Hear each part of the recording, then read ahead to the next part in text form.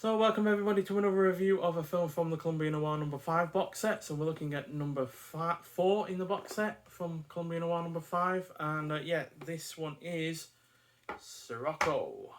So yeah, this was released in 1951, directed by Curtis Bernhardt, who I've only seen Possessed from, but I really rather enjoyed that film. Clocks in at 98 minutes long, has supporting cast in the form of Lee J. Cobb, who's most well known for being in The Exorcist.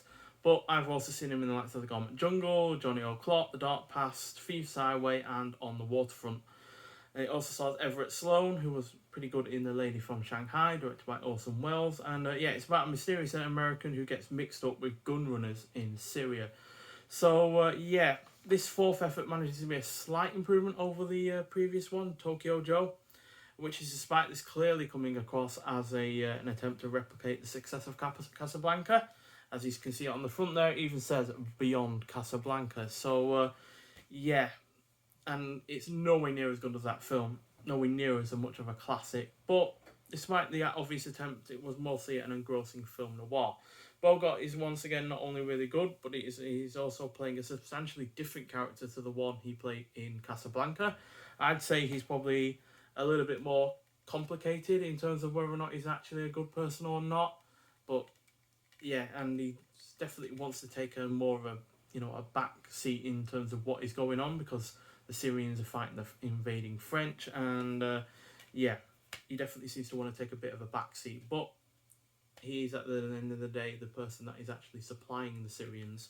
But yeah, it's also well paced. It's got constant and noticeable gunfire and explosions in the background as the Syrians and French are fighting, which adds plenty of tension to the proceedings. The plot is mostly well done, especially when it comes to the characterization. In particular, Bogart's character, as well as Lee J. Cobb's character, who plays a French army man. And yeah, the production is reasonable, especially in terms of the action scenes and the general interior sets. And it ends in a satisfyingly dark manner. Sadly, the outside sets, in terms of like the courtyards and the general setting of being in Syria, not convincing whatsoever. Nowhere near as convincing as say as Casablanca. Obviously, Casablanca was also on sets, but that felt like it had a lot more in production value and a bigger budget. The script also isn't particularly great, especially when it comes to the depiction of the Syrians, because for a large portion of the film, they are made to seem like the bad guys, when at the end of the day they are being occupied by an outside force. And outside of Bogart and Cobb, the cast isn't all that memorable. So yeah, I've probably been a little bit on the fair side for this in a lot of ways, because I can see why some people wouldn't like this, given it's trying to replicate the success of Casablanca.